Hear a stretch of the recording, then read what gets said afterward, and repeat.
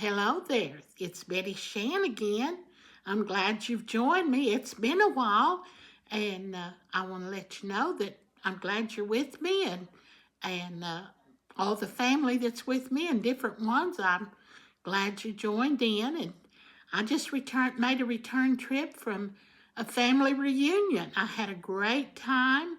We were in Sapulpa, Oklahoma, and the last video I tried to make, I put Sapulpa, Texas, so we're starting all over. I was in Sapulpa, Oklahoma, and it's beautiful country, but it sure has changed since I was there about 10 years ago. It's just got more businesses. I mean, it's like everything else. And of course, it's so close to Tulsa now that you just almost don't know when you're in Tulsa and when you're in Sapulpa. But it's a beautiful place. All them rivers and things. It's beautiful country. And while I'm on here, I want to thank my Aunt Ethel for opening up her home. She had to be a brave soul to open up her home to all of these cousins and things that had a reunion there.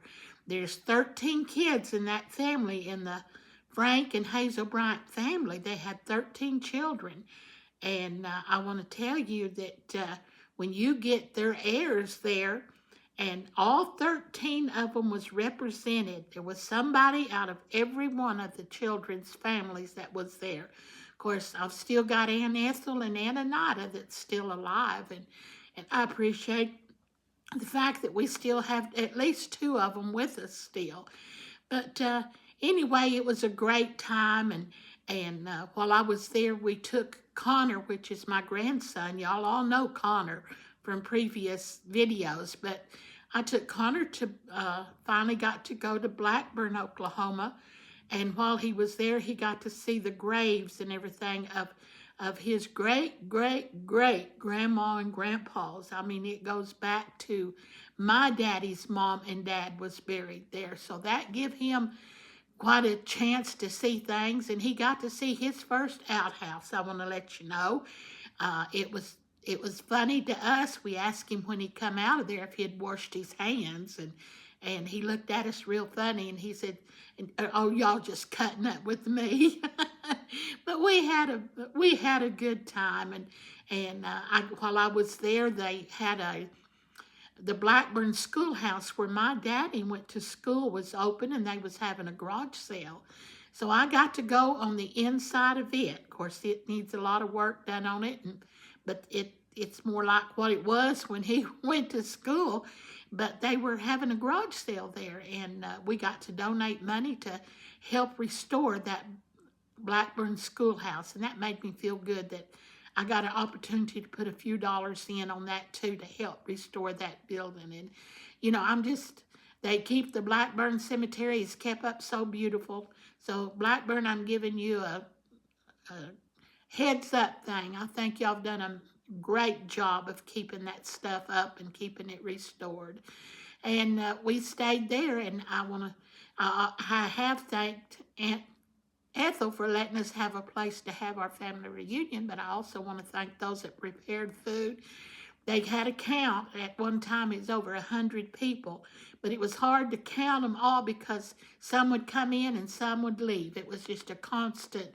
You couldn't hold anybody down, but it was wonderful, and there was a lot missing that we had been there 10 years ago, but I think we all come to the realization that it might be us next, and we enjoyed the reunion, and we enjoyed getting together and seeing everybody, never knowing whether our next reunion will be here or whether we'll be on the other side of glory. But it was a blessed time, and I am thankful to those that helped fix and do and made it possible for us all to get together one more time.